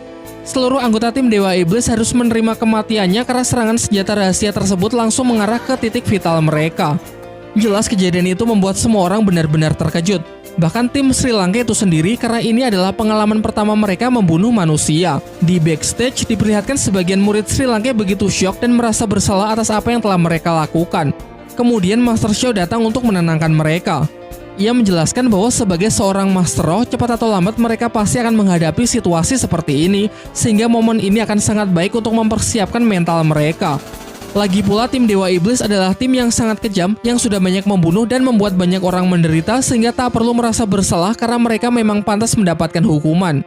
Master Shou lalu menambahkan kalau sebagian hadiah dari kemenangan pertarungan ini rencananya akan ia sumbangkan ke keluarga korban dari kekejaman tim Dewa Iblis. Keesokan harinya, rombongan Sri Lanka pun akhirnya telah tiba di kerajaan Tiando. Namun begitu sampai di depan gerbang, mereka langsung mendapatkan sambutan yang kurang menyenangkan dari para murid Akademi Tiando. Secara baik-baik, Flander memperkenalkan diri dan rombongannya serta mengatakan tujuannya datang kemari adalah untuk memenuhi undangan dari Akademi Tiando dalam rangka pertukaran pelajar. Akan tetapi lagi-lagi dengan nada kasar, salah seorang murid Tiando justru mengusirnya dan berkata bahwa orang-orang miskin seperti mereka tak layak dan tak mungkin diundang untuk menjadi bagian dari Akademi Tiando. Dai Mumbai yang sangat kesal menghajar satu persatu anak-anak sombong itu untuk memberikan pelajaran sekaligus menunjukkan perbedaan kualitas di antara mereka. 但人数却占据着绝一堆垃圾。我不禁怀疑来者至少能够抵挡住才对。可现在这差不多可以了。 Tak lama setelah itu, guru Xingming datang untuk menghentikan para muridnya yang sudah bertindak tidak sopan kepada tamunya. Ia lantas menghukum mereka untuk berlari mengelilingi lapangan 10 putaran, sementara ia akan mengantar rombongan Sri Lanka menuju gedung akademi untuk bertemu dengan para petinggi Akademi Tiando. Dalam perjalanan, Xingming menjelaskan mengenai fasilitas yang dimiliki oleh Akademi Tiando, yaitu meliputi berbagai tempat pelatihan yang dapat digunakan untuk memfasilitasi para murid dengan jenis kekuatan roh pelindung khusus agar mereka para murid mendapatkan hasil latihan secara optimal. Selain itu, ia juga menjelaskan mengenai jumlah siswa akademi yang memiliki lebih dari 500 siswa yang sebagian besar berasal dari keturunan bangsawan. Di akademi ini juga terdapat 3 kelas yang dikelompokkan berdasarkan sistem leveling. Siswa dengan level di bawah 25 berada di kelas 1, siswa dengan level 25-30 berada di kelas 2, sementara siswa dengan level di atas 30 akan menempati kelas 3. Ia menambahkan kalau anak-anak yang dihajar oleh Dai Mubai di depan tadi adalah anak-anak yang berasal dari kelas 1. Sedangkan tim yang pernah tim Sri Lanka lawan di arena pertarungan roh beberapa bulan yang lalu merupakan siswa-siswa kelas 3. Para staf guru pun juga dikelompokkan berdasarkan sistem leveling. Master Roh dengan level 40-50 akan mengajar di kelas 1, level 50-60 mengajar di kelas 2, dan pemilik level lebih dari 60 akan mengajar di kelas 3. Di atas para guru yang sudah disebutkan, terdapat 3 guru paling senior yang sangat dihormati dan menjadi petinggi di Akademi Tiando. Setelah cukup jauh berjalan, akhirnya mereka pun sudah sampai di depan gedung akademi dan langsung mendapatkan sambutan ramah dari ketiga guru senior. Yang di tengah bernama Senji, level 86 dengan kekuatan roh pelindung iblis ke-8. Di sebelah kiri bernama Bai Bosan, level 83 dengan kekuatan roh pelindung tungku bintang. Dan yang paling kanan bernama Ziling, level 85 dengan kekuatan roh pelindung tipe pengendali tali akar hijau. Kemudian diajaklah rombongan Sri Lanka masuk untuk membicarakan lebih jauh mengenai kerjasama antar akademi yang akan segera dibangun. Kesepakatan kerjasama tersebut pun disambut dengan baik oleh ketiganya. Guru besar Senji pun mengungkapkan kekagumannya mengenai tim Akademi Sri Lanka yang mampu mengalahkan tim terbaik mereka. Ia memuji para murid yang menurutnya memiliki bakat yang sangat luar biasa. Ziling kemudian angkat bicara mengenai informasi yang ia dapat dari Xingming mengenai seorang murid tipe pengendali dari Akademi Sri Lanka yang menjadi kunci kemenangan mereka. Mendengar itu, Master Xiao lalu menyuruh Tangsan maju untuk memperkenalkan dirinya. Namun tiba-tiba Ziling menarik Tangsan kemudian menekannya di bawah kekuatan roh yang ia miliki. Di sini Ziling ternyata hanya ingin menguji sudah sejauh mana tingkat kekuatan roh yang dimiliki oleh Tangsan. Ketika menyaksikan Tangsan yang masih mampu bertahan, secara bertahap ia terus meningkatkan tekanannya untuk menyentuh batasan dari Tangsan. Ia pun dibuat sangat kagum karena di bawah tekanan ini harusnya Tangsan yang cuma berada di level 33 sudah mencapai batasnya. Akan tetapi terlihat ia masih sangat rileks dan mampu menahannya. Ziling pun terpacu untuk terus meningkatkan level tekanannya hingga saat mulai menyentuh level 40, roh pelindung Tangsan pun mulai memberontak. Yang kemudian diikuti oleh keluarnya tulang roh kaki laba-laba dari punggungnya yang sontak membuat ketiga guru senior tersebut sangat terkejut. Setelah pengujian itu, Master Xiao kemudian justru berterima kasih kepada Ziling, karena di bawah tekanannya yang begitu kuat membuat tulang roh di tubuh Tangsan kini bisa semakin menyatu dengan sempurna. Di dalam hati, Tangsan menambahkan bahwa tidak hanya tulang rohnya, namun berdasarkan apa yang telah ia pelajari di Sekte Tang, tekanan tersebut juga mengakibatkan terbukanya ke-8 titik kekuatan di tubuhnya. Setelah menyaksikan hal itu, pihak Sri Lanka pun kembali mendapatkan banjir pujian. Senji mengatakan kalau ia akan memberikan fasilitas yang terbaik untuk mendukung kerjasama yang akan segera mereka jalankan. Namun di tengah pembicaraan, tiba-tiba datanglah seorang anggota bangsawan kerajaan Tiando lengkap dengan pasukan pribadinya yang langsung mengepung seisi ruangan. Ternyata keributan rombongan Sri Lanka di depan gerbang beberapa waktu yang lalu berbuntut panjang karena salah seorang murid yang dihajar oleh Dai Mubai merupakan pangeran keempat sekaligus keponakan dari anggota bangsawan tersebut. Dari belakang si bangsawan juga terlihat seorang master roh tingkat tinggi yang kehadirannya memberikan aura yang sangat mengerikan. Ialah master roh bergelar Douluo, pemilik kekuatan roh pelindung pengendali racun giok terkuat yang merupakan kakek dari Du Guyan. Dengan sopan, para guru senior memperkenalkan tamunya kepada si bangsawan, lalu menjelaskan mengenai kerjasama yang akan segera mereka jalin dengan pihak Akademi Tiando. Si bangsawan kemudian menjelaskan bahwa untuk merekrut seorang master roh menjadi bagian dari guru Akademi Tiando haruslah melewati sebuah ujian, yaitu bertarung melawan kakek Dugu. Jika para guru tidak sanggup, maka ia mempersilahkan mereka semua untuk segera pergi karena Akademi Tiando tidak menerima orang-orang lemah. Dai Mubai menjadi orang pertama yang bereaksi atas penghinaan tersebut. Namun apa daya karena perbedaan kekuatan mereka yang terpaut terlalu jauh.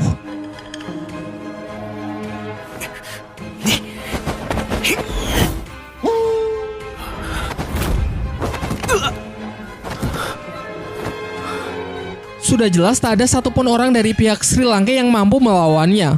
Ujian ini adalah bullshit karena si bangsawan sebenarnya hanya ingin mencari-cari alasan untuk mengusir mereka. Tentu hal ini juga membuat ketiga guru senior marah dan tidak terima.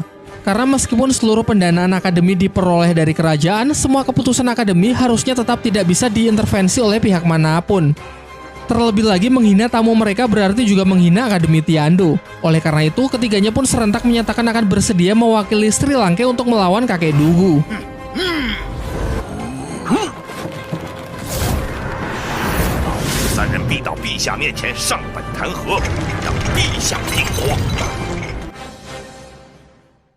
Karena tidak ingin suasana internal semakin memanas, Flander pun memutuskan untuk segera angkat kaki dan membatalkan hubungan kerjasama dengan pihak Akademi Tiando. Dan setelah rombongan Sri Lanka keluar, Singming pun juga mengatakan kalau ia ingin mengundurkan diri dari kursi pengajar karena menghina Akademi Sri Lanka berarti juga menghina dirinya, mengingat ia adalah alumni dari akademi tersebut.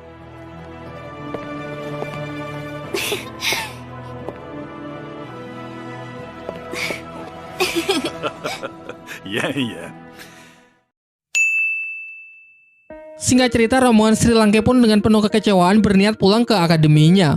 Di perjalanan, Daimube mengusulkan ide untuk mengembangkan Akademi Sri Lanka menjadi jauh lebih besar. Semua murid pun mendukung ide tersebut, termasuk Singming yang bersedia mengabdikan dirinya.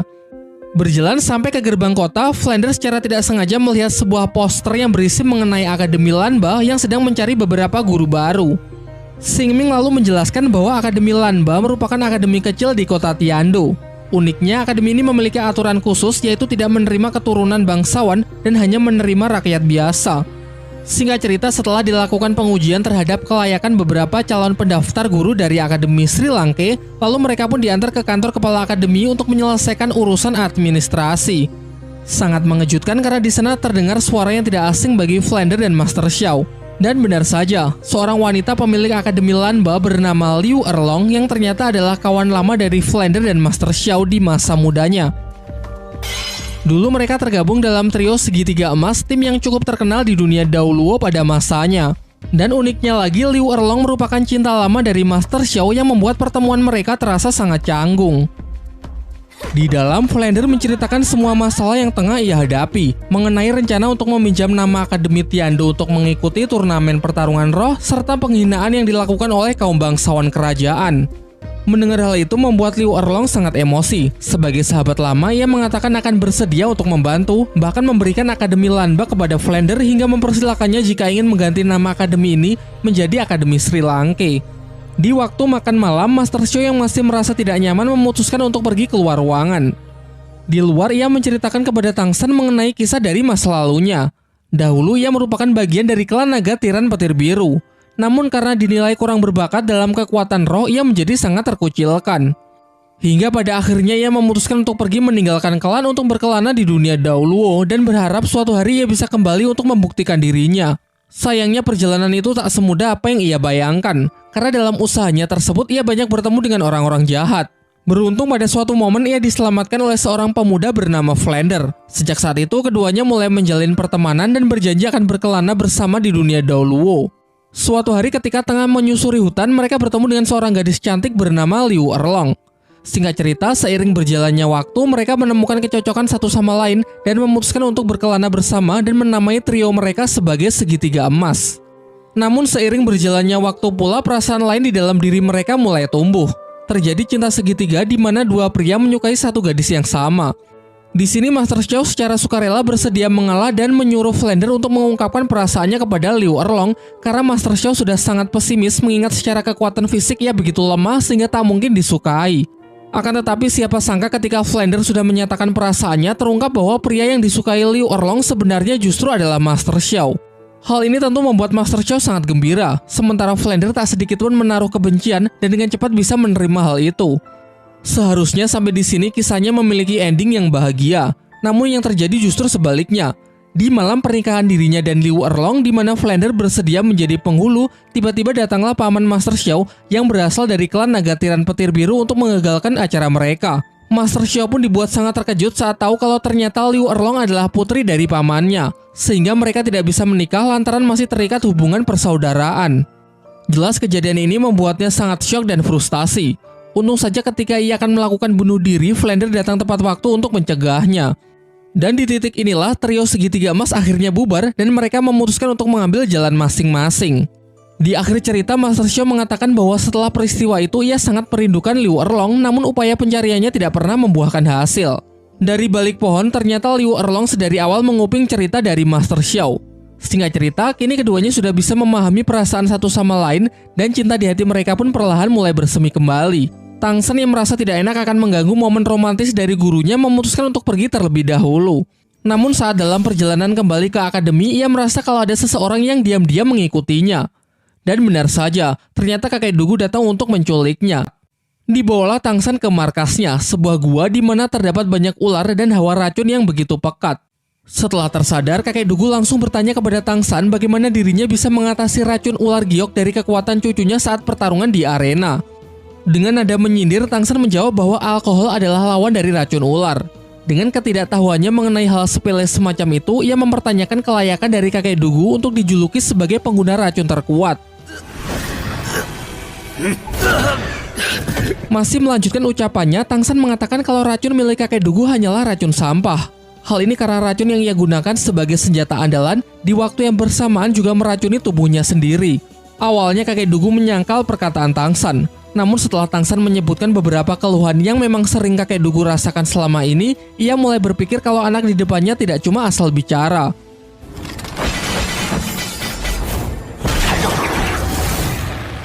外父无怪燕燕打不过你。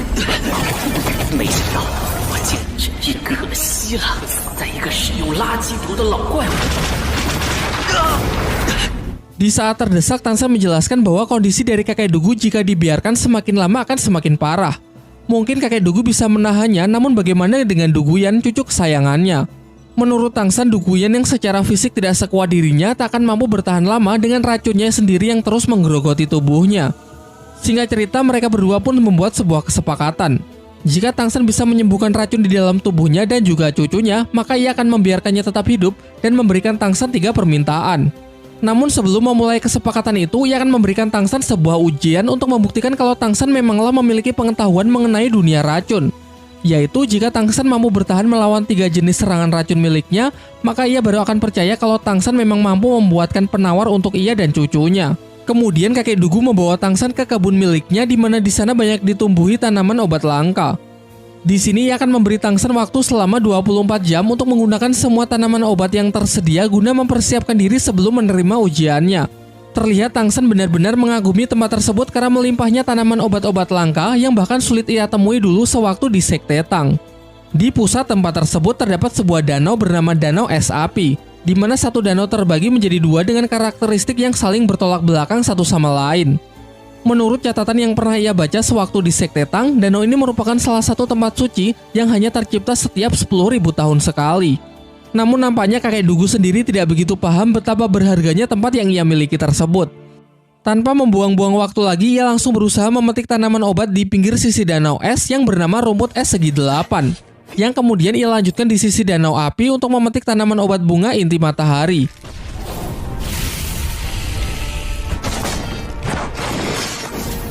Kemudian ia bergegas memakan keduanya dan segera berkultivasi untuk mengupgrade tubuhnya agar memiliki imunitas tinggi terhadap berbagai macam jenis racun. Di luar perkiraan, ternyata proses tersebut benar-benar sangatlah menyakitkan. Pertama, ia merasakan sensasi terbakar di sekujur tubuhnya, lalu secara tiba-tiba rasa panas berubah drastis menjadi sangat dingin. Sampai-sampai karena tak tahan dengan hal itu, secara tak sengaja dirinya justru terjatuh ke dalam danau. Di sisi lain, Flander, Master Xiao, dan Liu Erlong yang merasa sangat cemas karena Tang Shen yang menghilang seharian berupaya untuk mencarinya. Master Xiao menduga kuat kalau orang yang telah menculik Tang Shen pasti adalah kakek Dugu, mengingat di pertarungan sebelumnya Tang Shen telah berani mempermalukan cucunya. Singkat cerita, dengan mengandalkan penciuman dari Lao Shenpao, roh pelindung mutasi milik Master Xiao, mereka berhasil menemukan kediaman dari kakek Dugu. Baru saja sampai, mereka bertiga sudah mendapatkan sambutan yang mengerikan dari racun ular giok dari kakek Dugu. Tanpa basa-basi, Master Xiao langsung menanyakan di manakah kakek Dugu menyekap Tang San. Namun si kakek menjawab kalau Tang San sudah mati. Percaya tidak percaya, mendengar hal itu jelas membuat ketiganya menjadi sangat emosi. Mereka pun bersiap menyatukan kekuatan untuk membalaskan dendam muridnya tersebut. Sebagai tim yang cukup terkenal pada eranya, yang mendapatkan julukan segitiga emas, tentu pihak Master Xiao tak bisa dianggap enteng. Di sini mereka menggunakan teknik roh yang tidak biasa, yaitu dengan menyelaraskan dan menggabungkan ketiga kekuatan roh pelindung menjadi kekuatan baru yang berwujud siluman naga emas.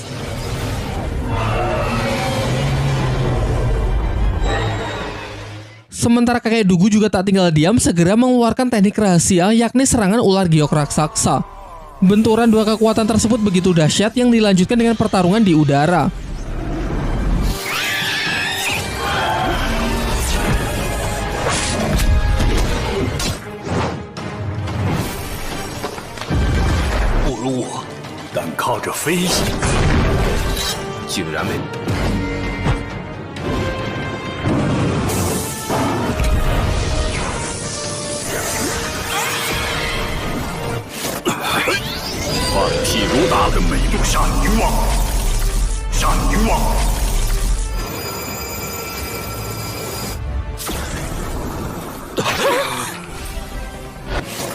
Meski sempat menekan kakek Dugu di awal, namun perbedaan level yang cukup jauh memang tidak bisa dipungkiri.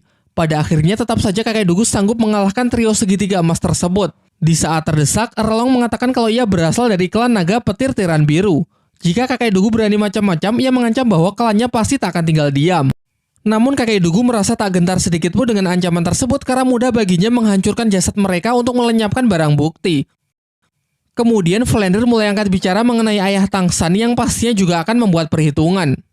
Di tengah ketegangan mereka, akhirnya Tang San muncul dengan 6 tulang rohnya yang telah mendapatkan upgrade.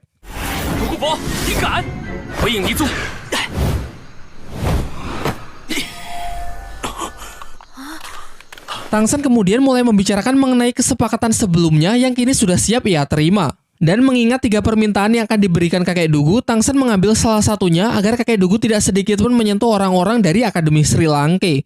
Singkat cerita, setelah Tang San meyakinkan ketiga gurunya, mereka pun bersedia pergi dan membiarkan Tang San menyelesaikan perjanjiannya dengan kakek Dugu.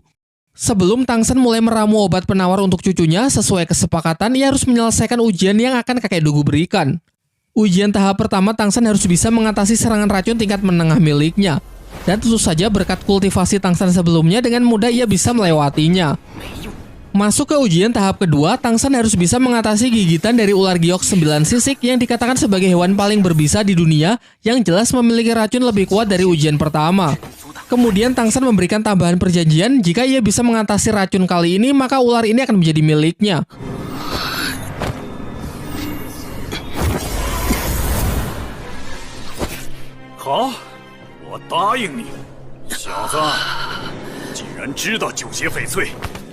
Dan tentu saja ia juga berhasil menyelesaikan ujian tahap kedua. Sebagai ujian terakhir, Tang San harus bisa mengatasi racun terkuat milik kakek Dugu yang berasal dari salah satu skill cincin rohnya. Ia sempat memperingatkan Tang San agar menyerah, karena racun yang akan ia lepaskan benar-benar kuat yang bahkan terkadang masih sulit ia kendalikan. Namun hal itu justru menjadi tantangan tersendiri bagi Tang San. Dalam hati ia mengatakan bahwa sebagai salah satu murid dari Sekte Tang akan sangat mengecewakan jika sampai ia tak bisa mengatasi racun seperti ini. Setelah mengerahkan seluruh tenaganya untuk melawan racun yang masuk ke dalam tubuhnya, akhirnya Tang San berhasil menyelesaikan ketiga tahap ujian yang diberikan oleh kakek Dugu. Singkat cerita, Tang San pun diberikan waktu untuk menjelaskan karakteristik serta solusi untuk mengatasi racun di tubuh kakek Dugu dan cucunya. Tang San mengatakan kalau garis keturunan klan Dugu memang terlahir dengan racun di dalam tubuhnya. Melalui kekuatan roh pelindungnya, mereka bisa mengendalikan racun tersebut untuk digunakan sebagai senjatanya. Namun tanpa disadari, di waktu yang bersamaan racun itu juga meracuni darah di tubuhnya sendiri. Berbeda dengan racun yang dimiliki oleh Tang San menyimpan racunnya bukan di dalam tubuh, melainkan di tulang roh dan rumput biru peraknya, sehingga racun miliknya tak sedikit pun meracuni darahnya. Jadi alih-alih menampung racun di dalam tubuh, akan jauh lebih baik jika kakek Dugu dan Duguyan mencari tulang roh yang cocok sebagai tempat penyimpanan racunnya.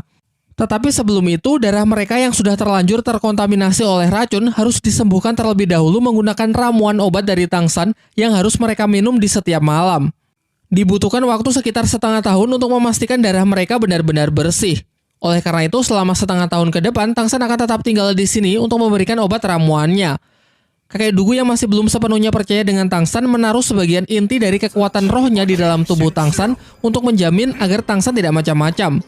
Dengan ini, jika kakek Dugu mati, maka Tangsan otomatis juga akan mati. Setelah keduanya sepakat, hari demi hari Tangsan habiskan di tempat ini. Namun sebenarnya sebagian besar waktu ia habiskan untuk berlatih, berkultivasi, serta bereksperimen dengan tanaman obat yang melimpah. Sementara itu, teman-temannya yang lain juga sedang mendapatkan latihannya masing-masing, seperti Mang Hojun yang sangat cocok berlatih di tempat bersuhu ekstrim untuk melatih kekuatan apinya. Begitu pula dengan para murid Akademi Sri Lanka yang lain, tempat dan jenis latihannya juga disesuaikan dengan tipe kekuatan agar mendapatkan hasil latihan yang optimal. Singkat cerita, setengah tahun pun telah berlalu. Tidak cuma membuat ramuan obat untuk kakek Dugu, Tangsan juga menyempatkan dirinya untuk membuat senjata rahasia. Diperlihatkan kali ini ia membuat 3 peluru jarum yang memiliki efek racun paling mematikan. Ia menjelaskan bahwa seorang master roh bergelar Daulu sekalipun belum tentu bisa menahannya. Setengah tahun yang mereka jalani bersama membuat keduanya juga semakin akrab. Kakek Dugu lalu meminta inti kekuatan roh yang dulu pernah ia tanam di dalam tubuh Tangsan karena merasa bahwa sekarang Tangsan benar-benar sudah bisa dipercaya. Selanjutnya ia akan membawa Duguyan agar Tangsan juga menyembuhkan racun di dalam tubuh cucunya tersebut. Ketika mereka tengah mengobrol bersama, kakek Dugu memberikan Tangsan sebuah benda pusaka sebagai hadiah. Benda itu bernama kantong ajaib yang bisa digunakan untuk menyimpan barang-barang secara praktis. Bahkan juga bisa digunakan untuk menyimpan makhluk hidup. Tangsan kemudian juga memberinya hadiah, yaitu salah satu dari senjata rahasianya berbentuk 2 bola besi yang cara penggunaannya cukup sederhana. Ketika bola-bola tersebut dilempar dan bertabrakan, maka akan langsung melepaskan sejumlah gas beracun. Efeknya hanya dengan sekali hirup bisa membuat seseorang tak sadarkan diri selama 10 hari. Dan jika terhirup oleh master roh yang sangat kuat sekalipun, setidaknya bisa memberikan efek mengacaukan sistem syaraf sehingga bisa membuat lambat saat bergerak. Bahkan jika gas beracun masih belum cukup, selanjutnya bola itu akan menembakkan ratusan jarum tulang yang sangat kuat dan beracun. Setelah itu, kakek Dugu menyuruh Tangsan segera kembali ke akademi mengingat turnamen terbesar di dunia Daulo sudah semakin dekat. Sebelum pergi, Tangsan ingin mengambil 3 permintaan yang dulu pernah kakek Dugu janjikan. Permintaan pertama sudah diambil dengan menyuruh kakek Dugu untuk tidak menyakiti orang-orang dari Sri Lanka. Permintaan kedua, Tangsan meminta beberapa tanaman obat langka yang dimiliki oleh kakek Dugu, meskipun sebenarnya Tangsan berniat mengambil semuanya.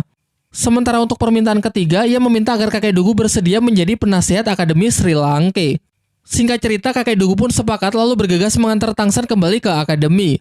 Sesampainya di akademi, semuanya dibuat sangat terkejut lantaran melihat Tangsan yang sudah begitu akrab dengan kakek Dugu, orang yang dulu sempat ingin membunuhnya. Tidak hanya itu, karena bahkan sekarang ia bersedia untuk menjadi bagian dari Akademi Sri Lanka dengan bersedia menjadi penasehat dari Akademi Sri Lanka itu sendiri.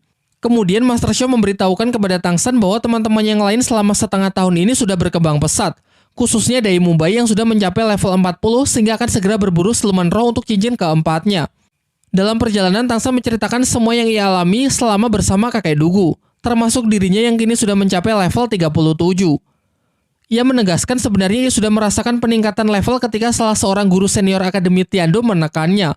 Levelnya kembali meningkat pesat lantaran ia berhasil menemukan tempat yang cocok untuk berkultivasi, yaitu di kebun tanaman langka milik kakek Dugu.